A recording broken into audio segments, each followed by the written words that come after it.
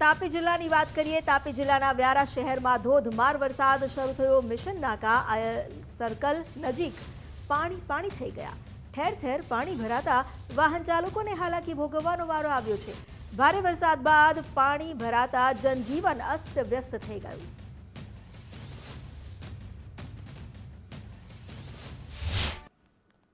વ્યારાનગરમાં રાત્રિ દરમિયાન વરસેલા ધોધમાર વરસાદે વ્યારાનગરના માર્ગો પાણી થયા છે। આપ દ્રશ્યમાં જોઈ રહ્યા છે જે વ્યારાનગરનો પ્રવેશદ્વાર ગણાતો મિશન નાકું છે, જ્યાં સમગ્ર માર્ગ પર પાણી ફરી રહ્યું છે। સામે દ્રશ્યમાં જોઈ રહ્યા છો જે મહાવીર કોમ્પ્લેક્સ છે। મહાવીર કોમ્પ્લેક્સમાં દુકાનોમાં પણ પાણી ભરવાની શક્યતા દેખાઈ રહી છે। સમગ્ર માર્ગ પર પાણી ફરી વળતા વ્યારાનગરના જે વાહન ચાલકો છે અથવા બહારથી વ્યારાનગરમાં પ્રવેશ કરતા વાહન ચાલકો છે તેમની મુશ્કેલીમાં વધારો થયો છે।